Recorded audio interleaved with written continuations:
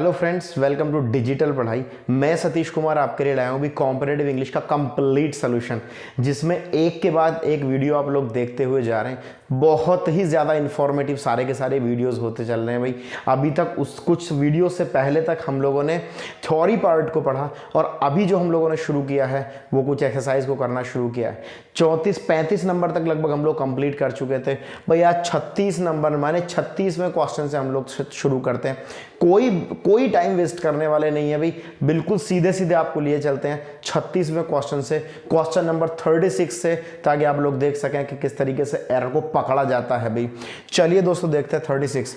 इसमें लिखा है भाई all the furnitures have been sent to the new house. भाई जितना भी फर्नीचर्स है ना, सारा का सारा भेज दिया गया है कहाँ? नए वाले घर में। All the furnitures have been sent, भाई पैसिव वॉइस इसने बना रखा है भाई, जिसने भेजा है उसको नहीं दिखाया, लेकिन ये जरूर पता लग चुका है कि काम ये वाला हो चुका है। All the furnitures have been sent, सारा का सारा फर्नीचर भेज दिया गया है टू द न्यू हाउस, भैया नए वाले घर में। देखिए दोस्तों, जब हम लोग थ्योरी पार्ट पढ़ रहे थे ना, तो मैंने आपको ये बताया था कि कुछ अनकाउंटेबल नाउन होते हैं, कुछ अनकाउंटेबल नाउन होते हैं, कुछ काउंटेबल कुछ अनकाउंटेबल, और उनकी दोनों की लिस्ट मैंने आपको करके बताई थी। और मैं आपको इन्फॉर्म कर दूं, अगर आपने पिछले वीडियोस को नहीं देखा तो भाई फर्नीचर्स नाम से जो है वर्ड आया ना, वो असल में अनकाउंटेबल नाउन्स में आता था और वो बिना एस लगे हुए था, यानी खाली फर्नीचर नाम का वर्ड वहां था, उसमें तो किसी प्रकार का कोई एस लगा हुआ नहीं था। और आपको मैं यहां जानकारी दे दूं, अगर ये वर्ड अनकाउंटेबल है तो भैया सीधी सी बात है, इसमें एस नहीं लगना चाहिए, यानी कि इसका प्लूरल नहीं बनाया जाना चाहिए, जो गलती से शायद प्लूरल बना दिया गया है। तो हम लोगों ने देखा, हमने क्वेश्चन नंबर 36 में देखा, ए पोर्शन में हमने एरर को डिटेक्ट कर लिया भाई, एरर को पकड़ लिया, यही एरर है। इसमें आएगा ऑल द फर्नीचर हैव। अब देखिए दोस्तों, जब फर्नीचर रह गया है, चूंकि अनकाउंटेबल है, काउंट तो नहीं किया जा सकता, इसलिए इसको सिंगुलर माना जाता है, इसलिए सिंगुलर के साथ सिंगुलर ही तो वर्ब लगाएंगे भाई, हैव नहीं लगाएंगे, हैज लगाएंगे। एक ही पोर्शन में हमने देखा दो गलतियां हैं। All the furniture has been sent to the new house, भाई सारा का सारा जो फर्नीचर है वो नए वाले घर में भेज दिया गया है। चलिए दोस्तों चलते हैं 37 क्वेश्चन नंबर की तरफ। भाई लिखा है आई स्लीप एट 10 PM। भाई वेरी क्लियर कर दूं इस चीज को कि जो सोना है ना, वो नेचुरल फिनोमिनन है, वो आपके हाथ में नहीं है, वो प्राकृतिक घटना है भाई। तो आप करते हैं ऐसा गलत है, होता है आपके साथ में ऐसा कहना सही है। इसलिए होता है इस तरीके के सेंटेंस में अब हमको अलग से कंस्ट्रक्शन लाना पड़ेगा, इसलिए हमको तो केवल ये बताना है जहां ऐसा कोई भाव ना आए कि मैं सोता हूं। हमारा काम केवल अपने बिस्तर तक जाना होता है भाई, नींद तो हमें खुद पे खुद ही आती है। इसलिए ये कहना कि मैं सोता हूं तो गलत है, ये कहना कि मैं बेड पे जाता हूं, ये कहना कि मैं बिस्तर पे चला जाता हूं, भाई बिल्कुल ठीक है, किसी भी प्रकार की कोई परेशानी नहीं है। इसलिए आई स्लीप कहना गलत है भाई। आई गो टू बेड अगर बोल दें तो कोई परेशानी नहीं है भाई। I go to bed at 10 PM, भाई मैं तो 10 बजे बिस्तर पे चला जाता हूं। अब देखिए दोस्तों, यहां जो अगर आप लोग बोले आई स्लीप तो वो कंप्लीटली रॉन्ग हो जाएगा। इसका कारण मैंने आपको बता दिया। अगर आप लोग बोलते हैं आई स्लीप, इसका मतलब सोना आप ही के हाथ में है, आप ही सोते हैं। नहीं भाई, सोना आपके हाथ की चीज नहीं है, ये तो नेचुरल फिनोमिनन है, नेचुरल घटना है भाई, प्राकृतिक घटना है। इसलिए जितना काम आप करते हैं आप केवल उतना बताइएगा, और बताइए भाई I go to bed at 9, at 10, at 11 PM, जो भी आप लोगों को बोलना है भाई। 38 पे आ जाते हैं भाई। क्वेश्चन नंबर 38 कहता है I go to sleep at 10 PM। भाई लगभग सेम मिस्टेक है, जैसी हमने क्वेश्चन नंबर 37 में देखी है वैसे ही लगभग क्वेश्चन 38 में है भाई। 38 में भी है भाई, अब सोने को नहीं जाते हैं, आई गो टू स्लीप नहीं भाई, अब सोने को नहीं जाते हैं। आप तो ये कहिए बोलिएगा भैया मैं बेड पे जाता हूं, सोना तो नेचुरल फिनोमिनन है, अभी अभी मैंने आपको बताया, तो आपको तो केवल बेड बोलना है भाई, स्लीप नहीं बोलना है। I go to bed at 10 PM। भाई यहां जैसे ही मैंने स्लीप की जगह बेड लगाया तो भैया बिल्कुल सेंटेंस वैसा ही हो गया जैसा क्वेश्चन नंबर 37 में था। I go to bed at 10 PM। तो भैया दोनों के दोनों में करेक्शन करना पड़ा है, तब जाकर के दोनों के दोनों क्वेश्चंस हुए हैं ठीक। चलिए दोस्तों आते हैं क्वेश्चन नंबर 39 की तरफ। क्वेश्चन नंबर 39 कहता है भाई दे विल अराइव, वे आएंगे टुमारो, भाई वे कल आएंगे बाय 10:30 o'clock फ्लाइट। भाई वो तो कल 9:30 की फ्लाइट से आएंगे भाई, 9:30 o'clock फ्लाइट है भाई। जनरली मैं देखिए दे विल अराइव टुमारो, भाई कोई परेशानी नहीं है, वो कल आएंगे। किसके द्वारा आएंगे ये भी बता दिया भाई, बाय 9:30 o'clock फ्लाइट आएंगे। लेकिन दोस्तों आपको एक चीज समझनी पड़ेगी, अगर हम जनरली इतना बोलते हैं 9:30 o'clock, 10 o'clock, 10:30 o'clock, तो भैया कोई परेशानी नहीं है। लेकिन यहां जैसे ही फ्लाइट आ गया तो भैया आपको ओ क्लॉक को हटाना पड़ेगा, माने जनरली आपको बोलना पड़ेगा they will arrive tomorrow by 10:30 flight. भाई तो ही सेंटेंस बिल्कुल ठीक होगा, माने आपको ओ क्लॉक लगाने की जरूरत नहीं है क्योंकि बाद में भाई फ्लाइट आ गया, इसलिए 9:30 फ्लाइट ही सही एक्सप्रेशन है। 9:30 ओ क्लॉक फ्लाइट जो है ना वो सही एक्सप्रेशन नहीं है। चलिए दोस्तों चलते हैं 40 क्वेश्चन नंबर 40 की तरफ। क्वेश्चन नंबर 40 कहता है दे इन्फॉर्म्ड, भाई उन्होंने इन्फॉर्म किया दैट कि दे हैड लॉस्ट, वे तो खो चुके थे, अ पैकेट, एक पैकेट था भाई किसी चीज का, ऑफ, अभी वो बता रहा पैकेट किस चीज का था, ऑफ 100 रुपीज नोट्स। भाई 100 रुपए के जो नोट्स थे ना उनका पैकेट तो वो खो चुके थे भाई। अब दोस्तों मैंने आपको शुरुआती जो वीडियोस थी ना, जो शुरुआती हम लोगों के चैप्टर्स चल रहे थे ना, उनमें मैंने आपको बताया था भाई 100 रुपीज नोट्स। अगर मैं बोलूं 100 रुपीज कोई प्रॉब्लम नहीं है, अगर मैं बोलूं 200 रुपीज तो भी कोई प्रॉब्लम नहीं है, 300, 500 जितना भी 100 है रुपीज बोलूं कोई प्रॉब्लम नहीं है भाई। लेकिन जैसे ही इस फॉर्मेशन को कोई नाउन फॉलो करता है दोस्तों, रुपीज में ना एस नहीं लगाया जाता है, उस समय रुपीज में एस नहीं लगाया जाता। इस बात को दोबारा से सुनिएगा, मैंने कहा भाई 100 रुपीज बिल्कुल ठीक एक्सप्रेशन है, 200 रुपीज बिल्कुल ठीक एक्सप्रेशन है, लेकिन जैसे ही रुपीज के बाद में कोई भी नाउन आएगा तो भैया रुपीज में से एस बिल कंप्लीटली खत्म हो जाएगा भाई, यानी कि रुपी बोलना पड़ेगा हमको, यानी कि सेंटेंस रह गया दे इन्फॉर्म्ड दैट, उन्होंने इन्फॉर्म किया कि दे हैड लॉस्ट, वह खो चुके थे, a packet of 100 rupee notes. अब भाई आप थोड़ा सा सोचिएगा, क्या मुझे नोट्स में से भी एस हटाने की जरूरत है? क्योंकि भैया 100 रुपी नोट नहीं होना चाहिए क्या? अभी आप सोचिएगा, वीडियो को थोड़ी देर पॉज कर सकते हैं और सोचिएगा, हालांकि जब आप रिज्यूम करेंगे इसको तो मैं सॉल्यूशन आपको बताने ही वाला हूं। देखिए दोस्तों, एक जो पैकेट था ना उसमें कई सारे नोट्स हो सकते हैं भाई। हमारे जो नोट्स है ना उनका संबंध 100 रुपीज से नहीं है, उनका संबंध तो भैया पैकेट से है, तो पैकेट में कई सारे नोट्स हो सकते हैं भाई, इसलिए नोट्स है तो यहां तो कोई प्रॉब्लम है नहीं। चलिए दोस्तों चलते हैं क्वेश्चन नंबर 41 की तरफ। क्वेश्चन नंबर 41 कहता है भाई दे नो नथिंग, भैया उनको तो कुछ भी नहीं मालूम है, अबाउट माई वेयर अबाउट, मेरे ठौर ठिकाने, मेरे पते ठिकाने के बारे में तो उनको कुछ नहीं मालूम है। देखिए दोस्तों, दे नो नथिंग, वे कुछ नहीं जानते, अबाउट मतलब के बारे में, माई वेयर अबाउट तो भैया मेरे पते ठिकाने के बारे में तो वो कुछ नहीं जानते। दोस्तों आपको याद दिला दूं कि वेयर अबाउट जो वर्ड है ना वो असल में वेयर अबाउट नहीं है, उसमें वेयर अबाउट में एस भी जुड़ा हुआ होता है, क्योंकि वेयर अबाउट्स ही होता है।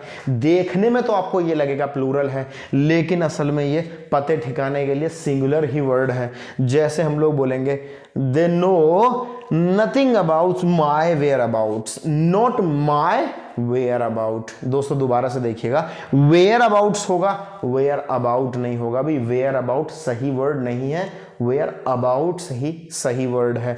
चलिए दोस्तों चलते हैं क्वेश्चन नंबर 42 की तरफ।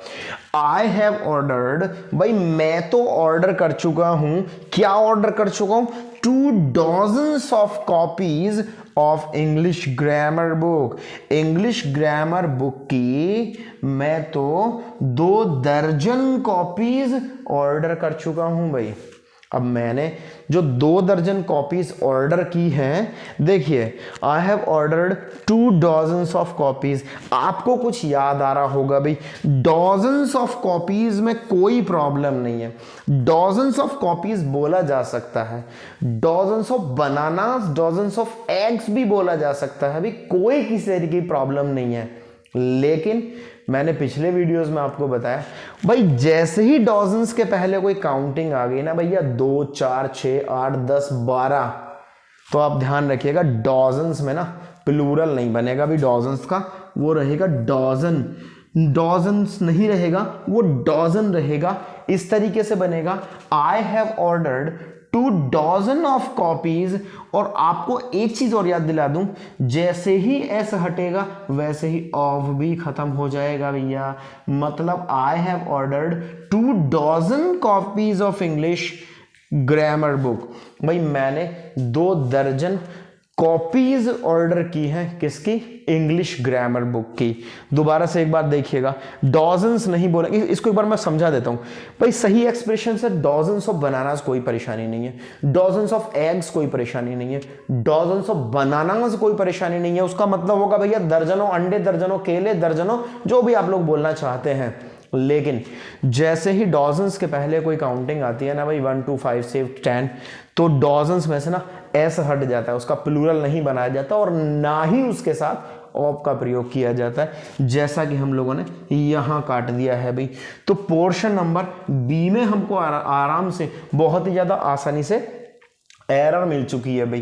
दोस्तों एरर खोजना ना बहुत मुश्किल नहीं है अगर आपने बेस पढ़ा है, और अगर आपने बेस नहीं पढ़ा है ना तो एरर खोजना ना आपके लिए बहुत मुश्किल हो सकता है। इसलिए सबसे पहली चीज ये है कि हम लोग एक एक करके ना रूल्स को पढ़ें, एक एक करके रूल्स को समझ लें, उसके बाद हम लोग आए एक्सरसाइज पे। भाई हम लोग तो एक एक करके एक्सरसाइज की जो वीडियोस है ना उनको आपके लिए ला रहे हैं, लेकिन क्या आप पहले वाली वीडियोस में से बेसिक को कंप्लीट कर रहे हैं? अगर बेसिक कंप्लीट नहीं किया ना दोस्तों, बहुत ज़्यादा जरूरी है बेसिक कंप्लीट कीजिएगा सबसे पहले। उसके बाद अगर आप एक्सरसाइज पे आएंगे ना तो आपको ये बिल्कुल बहुत ही ज़्यादा आसान सा पीस ऑफ केक लगेगा भाई, बहुत ही आसान सी चीज़ें लगेंगी, कोई मुश्किल नहीं रह जाएगा क्योंकि आप पीछे से प्रिपेयर करके आएंगे भाई। चलिए दोस्तों चलते हैं क्वेश्चन नंबर 43 की तरफ। क्वेश्चन नंबर 43 कहता है भाई, शी यूजेस, वह इस्तेमाल करती है, अ गुड क्वालिटी ऑफ शैम्पू, भाई एक बहुत ही शानदार क्वालिटी का शैम्पू वह इस्तेमाल करती है। सो इसलिए हर हेयर्स आर ब्लैक, भैया उसके जो हेयर है ना वो ब्लैक हैं, उसके जो बाल हैं ना वो ब्लैक हैं, उसके जो बाल हैं वो काले हैं। उसके बाल काले हैं क्योंकि वह बहुत ही शानदार क्वालिटी का शैम्पू अपने बालों में इस्तेमाल करती है। भैया लास्ट वीडियोस के बार बार मैं आपको लास्ट वीडियोस का रेफरेंस दे रहा हूं, भाई जाइए देखिए क्योंकि बेस में सब कुछ मैंने बताया हुआ है। हेयर नाम का जो वर्ड होता है ना दोस्तों, सिंगुलर में भी हेयर ही होता है, वो तो प्लूरल में भी हेयर ही होता है, कोई किसी तरीके का बदलाव नहीं होता भाई। हेयर सिंगुलर में भी, हेयर प्लूरल में भी, और हेयर का हेयर्स नहीं होगा, ये आपको समझना पड़ेगा भाई। अब सेंटेंस रह गया, she uses a good quality of shampoo so her hair are black, लेकिन आर इस्तेमाल हो सकता है क्यों? क्योंकि उसका एक बाल काला है, ऐसा नहीं बोला जा रहा भी उसके बाल काले हैं। देखिए प्लूरल बनाते समय एस नहीं लगाया जाता, इसका मतलब ये नहीं है कि हेयर प्लूरल नहीं है। दोबारा से इस बात को सुनिएगा दोस्तों, हेयर जो वर्ड है वो सिंगुलर में भी इसी तरीके से इस्तेमाल होता है जिस तरीके से प्लूरल में इस्तेमाल होता है। इसके लिए हेयर जो वर्ड है वो यहाँ एक बाल की बात नहीं कर रहा है भाई कि एक बाल पे वो शैम्पू लगाती है उसका एक बाल बहुत काला है, नहीं उसका एक बाल काला नहीं है, उसके बाल काले हैं। तो बाल की इंग्लिश तो हेयर हो गई, हेयर्स बोलने की कोई ज़रूरत नहीं है, लेकिन भैया आर तो आएगा क्योंकि हेयर जो है वो ऑलरेडी प्लूरल वर्ड है। तो जो ऑलरेडी प्लूरल वर्ड है उसके साथ में तो प्लूरल ही वर्ब लगाएंगे, यानी कि आर ही हम लोगों को प्रयोग करना पड़ेगा भाई। देखिए दोस्तों ये वाले सेंटेंस में भी हमने सी पोर्शन में एरर को पकड़ लिया भाई, हेयर्स ना हो करके हेयर होना चाहिए। क्वेश्चन नंबर 44 की तरफ आते हैं भाई। One of the most widely spread habit, भाई स्प्रेड मीन्स होता है भाई फैली हुई, वाइडली मतलब होता है दूर तक, मोस्ट मीन्स होता है ज्यादा, ये सुपरलेटिव डिग्री का काम कर रहा है। One of the most widely spread bad habit, जो दूर तक फैली हुई आदतें हैं, जो दूर तक फैली हुई बुरी आदतें हैं, उनमें से जो मोस्ट है is the use of tobacco, उनमें जो सबसे मेन है ना, सबसे बेकार है ना, वो है भैया तंबाकू का इस्तेमाल करना या तंबाकू का प्रयोग। मतलब है दूर तक फैली हुई बुरी आदतों में से तंबाकू का इस्तेमाल सबसे ज़्यादा मोस्ट है भाई। तंबाकू का इस्तेमाल मतलब सबसे ज़्यादा बुरा है भाई। मैंने 2-3 बार आपको बता दिया हिंदी में, हो सकता है शायद कुछ बच्चे पकड़ गए हों। मैंने कहा भाई दूर तक फैली हुई बुरी आदतों, मैंने बार बार ये बोला, लेकिन यहां लिखा हुआ है हैबिट। दोस्तों आपको एक चीज बताता हूं बहुत छोटी सी, अगर मैं स्प्रेड, वाइडली, मोस्ट और दा को काट दूं तो क्या रह गया? वन ऑफ दा लगाना पड़ेगा दोस्तों हमको, वन ऑफ द हैबिट होना चाहिए भाई। हैबिट में से एक कैसे हो जाएगा दोस्तों? बहुत छोटी सी सोचने वाली बात है भाई। लड़के में से एक नहीं, गलत बात है भाई। लड़कों में से एक तो हो सकता है, लड़की में से एक नहीं हो सकता भाई, लड़कियों में से एक होना चाहिए दोस्तों। इसी तरीके से ना लड़कियों में से एक, लड़कों में से एक, आदतों में से एक, तो आदतों में से एक होगा तो वन ऑफ द हैबिट्स होना चाहिए ना। हैबिट का क्या मतलब बनता है भाई? फिर तो गलत हो जाएगा। अगर हम लोग हैबिट लगाएंगे तो हैबिट तो गलत हो जाएगा, हैबिट्स जो है तब जा करके वो सही होगा। ये जितनी चीज़ें लगाई गई हैं ना आपको, मोस्ट, वाइडली स्प्रेड, ये सब आपको ना घुमाने फिराने के लिए लगाई गई हैं। और एग्जाम में भी इस तरीके से बहुत बार आपको मैनिपुलेट किया जाता है, किस तरीके से आपको घुमाया जाता है, अलग अलग एडजेक्टिव, एडवर्ब्स लगा करके, ताकि आप लोग जो मेन चीज़ है ना उसको टच ना कर पाएँ और आप बीच में कहीं ना कहीं अटक करके रह जाए। लेकिन आई रिक्वेस्ट यू, अगर आप बहुत अच्छे से तैयारी कर रहे हैं ना, अगर आप और बहुत अच्छे से पढ़ रहे हैं ना, तो ये कहीं भी आपको फंसाने की कोशिश करें ना, आप फंसेंगे नहीं। लेकिन दोस्तों केवल एक भ्रम नहीं पाल लेना है कि भैया मुझे तो सब कुछ आता है। हमेशा लगे रहिएगा भाई, हमेशा कार्यरत रहने की ज़रूरत है, हमेशा आपको पढ़ते रहने की ज़रूरत है। जिस दिन आपका पढ़ना बंद हो गया ना दोस्तों, उस दिन दूसरे लोग है ना आपसे बहुत ज़्यादा तेज़ी से आगे निकलना शुरू कर देंगे, और हमारे पास है ना पछतावे के लिए एक ही लाइन रह जाएगी, बस मेरा नसीब खराब है भी। जबकि नसीब का उसमें कोई लेन देन नहीं है दोस्तों, कोई उसमें फॉल्ट नहीं है आपके नसीब का। इसलिए मेहनत करना जरूरी है, मेहनत करिएगा और लगे रहिएगा जिस तरीके से हम लोग लग रहे हैं भाई। क्वेश्चन नंबर 45 की तरफ आइए दोस्तों, लिखा हुआ है लास्ट मंथ, भाई पिछले महीने ना आई विजिटेड कश्मीर, भाई मैं कश्मीर गया, एंड फाउंड, और मैंने पाया द ग्रेट सीनरीज। भाई पिछले महीने ना मैं कश्मीर गया और मैंने पाया शानदार सीनरीज को। दोस्तों मैंने इसके बारे में पहले से आपको बताया हुआ है। मेरे हिसाब से ना मुझे ऐसा लगता है आपको बार बार अगर इसमें कोई दिक्कत हो रही है ना, वैसे तो जैसे ही मैं सारे क्वेश्चन्स के साथ में आपके सामने आता हूं ना, तो हमेशा एक क्लिक कर जाना चाहिए आपको कि भैया कोई दिक्कत नहीं है, इसमें ये, इसमें वो, लास्ट में ये, तो ये सारा का सारा ना आपको आ जाना चाहिए। लेकिन फिर भी अगर नहीं आ पा रहा है ना, तो भाई मेरे हिसाब से तो ना दिक्कत एक ही है कि आपने बेसिक नहीं पढ़ा है। तो इसीलिए मैं बार बार आप लोगों से कहता हूं दोस्तों, बेसिक पढ़ना जरूरी है। जाइए सारी की सारी चीजों को एक एक करके लिखिए, अपनी वीडियो देखिए, अपनी कॉपी में लिखिएगा, अपने दिमाग में उतारिएगा, और उसके बाद में जब एक्सरसाइज करेंगे ना तो बहुत ही ज़्यादा मज़ा आएगा। अगर कहीं आपको ऐसी कोई प्रॉब्लम होती है कि जी हम सेंटेंस का कंस्ट्रक्शन नहीं समझ पा रहे हैं, हम सेंटेंस का अर्थ नहीं समझ पा रहे हैं, हम ये ही नहीं समझ पा रहे हैं कि भाई प्रेजेंट का है या पास्ट का है, इंडेफिनिट का है, कंटिन्यूस का है, तो दोस्तों उसकी भी वीडियो आपको बहुत जल्दी लाई जाएगी इसी चैनल पर। बस आप लगे रहिएगा, हम आपको देने में लगे हुए और आप लेते रहिएगा भाई लगातार नॉलेज एक एक वीडियो के माध्यम से।